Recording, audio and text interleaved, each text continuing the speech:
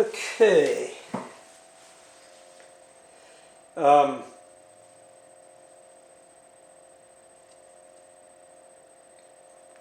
so it said you used to, here's one last little part, you used to stand in formation on Green Street Oh, and yeah. inspections were strict. Yeah. So how often did they have the inspections? Huh? How often did the commanders do inspections on y'all? Well, we'd grab our caps, turn them out, and see if there was any oil on the hat band, cap band. Our uniforms, we had brass buttons on, and they'd look at the backs of the buttons and see if they were shine.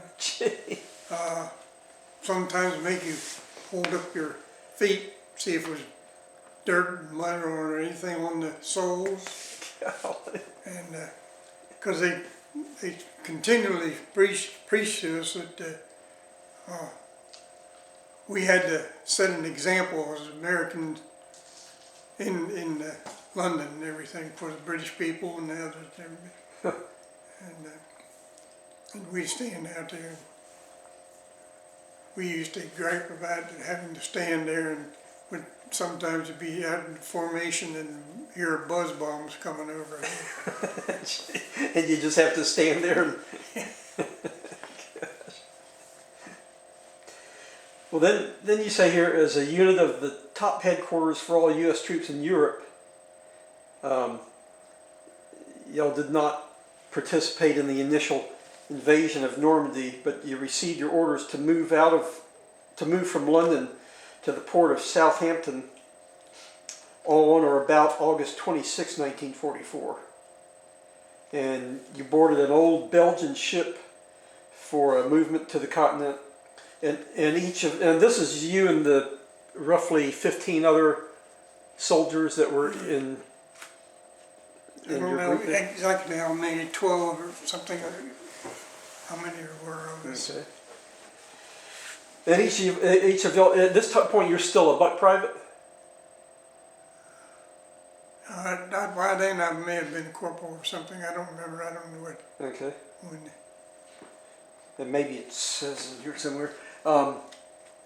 So each of y'all were issued 2 K rations yeah, and told not to open them before landing on the beach in France because there was no way to know when food would be available in the field. K rations were combat rations packed in a box about the size and shape of a box of Cracker Jacks. You don't know how long you were on the ship, but apparently you kept circling in the English Channel a long time. And you had hammocks to lie in, and each group was given an old beat-up bucket to take up on deck for food. Yeah. So explain that. well, that's what, you'd have a bucket for each little group in its area. You'd have this old bucket, beat-up bucket, and one guy would have to take the bucket and go up on deck and top deck, out on the deck, and they would ladle something in it from the big old pots there, and give you a loaf of bread, and you carry that back down, and everyone would cut up some of the bread and eat that stuff that was in the bucket. So down below, y'all all had your own bowls and spoons. Well, and stuff? mess gear. Oh, and okay. Whatever was in the bucket just looked gray. I remember gray, that's all I remember about it. But So you don't even really know quite what the food was? no, like I think I said in the thing that we ended up eating those K rations that we were supposed to save because you wouldn't have food. Yeah. So the gruel that they fixed was pretty nasty? Well, I mean, it wasn't anything that you would really want to get and want to eat, but it was some hot food anyway. It was hot. So then when the ship gets to the coast of France, they had landing craft that... Yeah, through the big, cargo nets over the side and everything. Just like you see in World War II movies? Yeah, you had to climb down the nets and into the little landing craft. So now at this point, did you have weapons? Yeah, then that's when we first left England, got on the boat, we were issued weapons. Most of them carbines or something. I had a .45 pistol. And But never trained to shoot? no, we didn't have any ammunition. So they gave any you ammunition or anything anyway. they gave you guns but no bullets? Yeah. So, Did you question that? no, I mean, I figured we were taking them across, we were carrying equipment across for them. Right? Gosh. But So when you climb down the side of the boat and jump into that big landing craft, how far off the beach were you? they're Maybe a not few hundred big yards? landing craft, they're small. Oh, they weren't the type that had the big door that. Oh yeah, folds that down? big Oh, door had opened but they in just the weren't front. very big. And the Coast Guardsman, which was on one that I went in, he stands up in the back there, and the opening is just the controls up there, and he stand in, you open and go down. But we were I don't know how far off the beach. I mean, we could see the beach there. Went in on, then they dropped the gate, the doors down or whatever they call them. And Did y'all run off or did you just walk off? well, we moved fast to get out of there. They were telling us to, get going, move. So this is daytime? Yeah, Did you know where you were going or what you were doing or anything? yeah. So they just unload you. Yeah, I don't think anyone ever in wartime knows where they're going or what they're doing. So you have weapons but no bullets. You don't have any food because you ate your 2 K rations. We ate the K rations. And now you're on the beach at, what beach did you land on? Utah. So here you've landed on Utah Beach. You don't know where you're going, why you're there, or where you're going to get food. Yeah. And Utah Beach, I'd compare it to Jacksonville Beach. I mean, you had Oh, it didn't have the high cliffs there? it had sand and then dunes, grass growing over it and all that. Oh, but not the real high Oh cliffs. no, that was Utah Beach. No, I mean Omaha Beach. But the Utah Beach was a different type of place there. okay. So you get there and, well, let's see. You land at Utah Beach. So now, not only not knowing what you're there for, what you're going to do, where you're going to go, how you're going to get anywhere, now you have to figure out how to get something to eat. Yeah. Okay, so explain that. Well, that's when they were unloading supplies on the beach and bringing them in as fast as they could. And there was a lot of boxes piled up there right where we came on. And the boxes were marked with the symbol for food, which was, so I always say, a quarter moon like it was on them. So we knew it was something in there for to eat. So we asked us, there was a guard there, a black guy who was marching up and down the beach guarding all this supplies. And we asked him about breaking open one of those boxes, and he told us no, he couldn't let us do that. But then he went on down the beach, see, and when he did, we tore open one of the boxes. And it was all D-ration. D-ration was like a bitter dark chocolate bar. And it seemed to me that it has oatmeal mixed into it. I mean, there's something mixed with it. And but it'll sustain you. It'll keep you going. It was emergency rations is what I'd call D-ration. So we each ate some D rations. And then after that's when it was getting dark, and we moved on, went over the first dunes, and and lay down in there in the sand and to go to sleep. But you didn't have, did you have any gear with you, like blankets or anything like that? No, we didn't have any blankets or anything, no, just uniforms and just, So just the clothes you had on, guns with no bullets, and no food, yeah. and not knowing where you're going. Well, I mean, remember this was what, July or something like that, I guess. The invasion was in early June, the initial fighting and everything. So this was about a month or so after the big invasion. Yeah, Okay. and then we spent the night there, and that's when we woke up in the morning with someone in the dark, someone yelling at us and told us we were in the minefield. So we finally got out of there, and like I say, I don't think it was not a cleared field, is what it was. But I don't think any mines were actually there. But it was an area that hadn't been cleared of the mines. So when y'all got out of that area, did you walk lightly or? Oh yeah, I remember saying who's going to go first, but we all went. Did you go side by side instead of? Single file. But anyway, then we went. That was that day, first morning there in Normandy. We went on in into some of the hedgerows or fields in there, and settled down.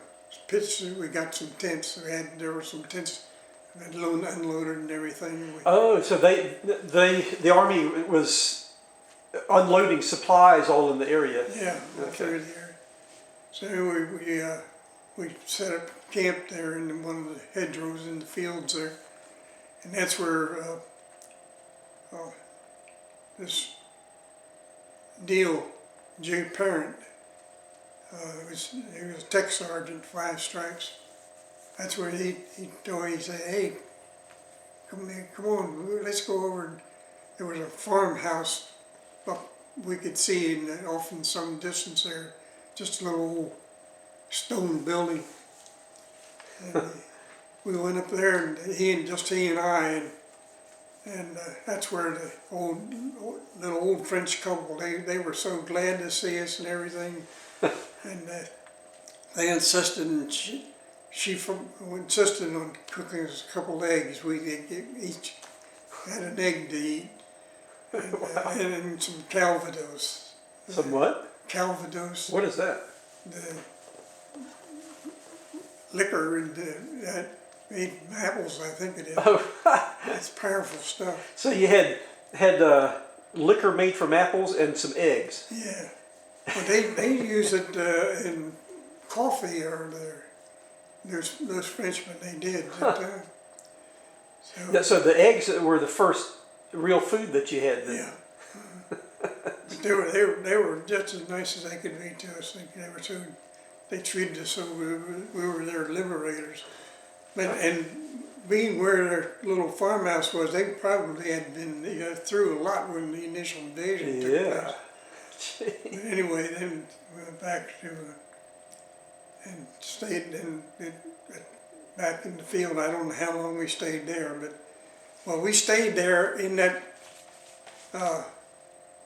field until Paris was liberated.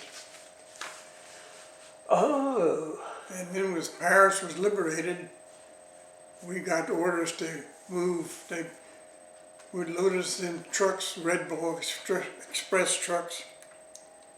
Red Bull Express was what was set up as a priority. Any Red Bull was used to designate trucks carrying fuel, food, and medical supplies to the front lines.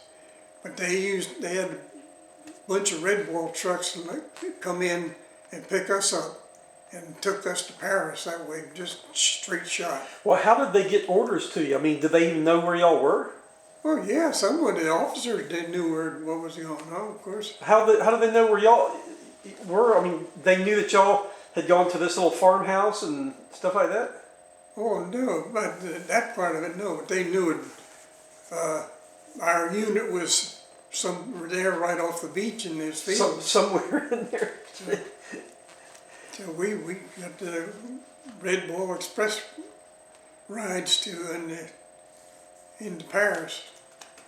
So how long were you hanging around the farmhouse there before the orders came in to go to Paris? Oh, I don't know. We just walked to Neil, parent, and I walked to the farmhouse and got the eggs and that, and then went back to the field where we had the tents set up and everything. Oh, so you weren't staying in the barn or anything. You still no. went back to the. Okay, so each day, what did y'all do? Just sort of hang out and do nothing? Yeah, pretty much. Because you didn't have really any equipment or anything that was with us specifically. Yeah, you didn't even have bullets. You couldn't shoot a bird or anything to cook. All the equipment, the guns and that had been taken away by then. They took your bulletless guns away from you? Yeah, well, wasn't any sense for it. Oh, gosh. So and we moved into Paris and took us to the City University and assigned me to the United States building at the dormitory. And Okay. And then, like I say, there was a metro station right there at the university, and I could go out and get on the metro and zip into central Paris, Wow. right near the Champs-Élysées or the Arc de Triomphe.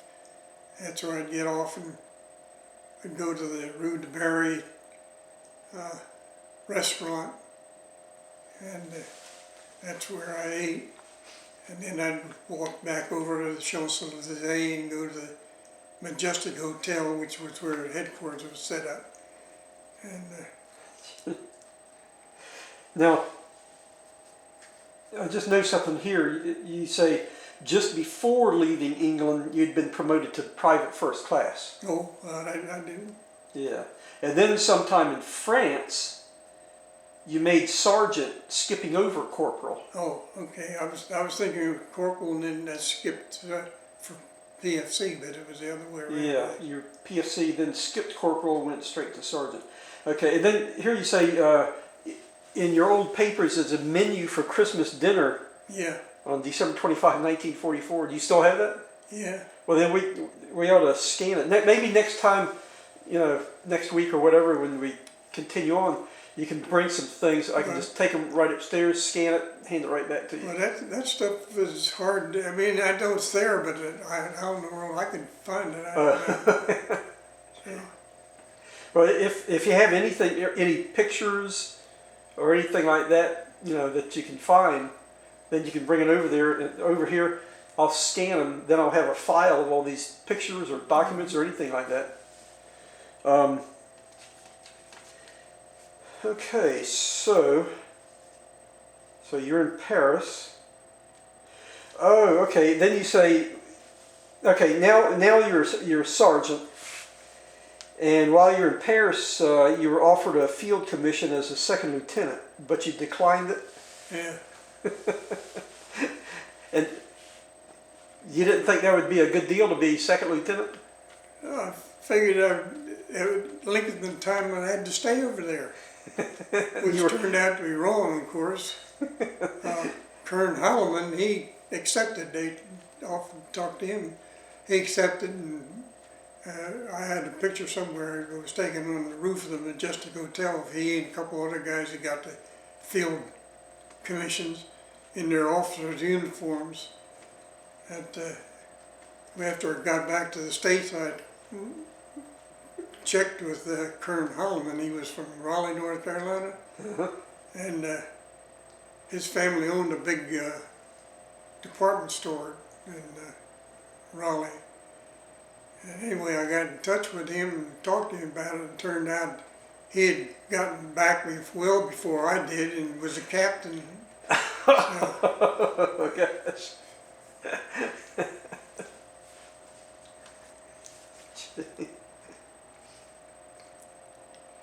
Okay.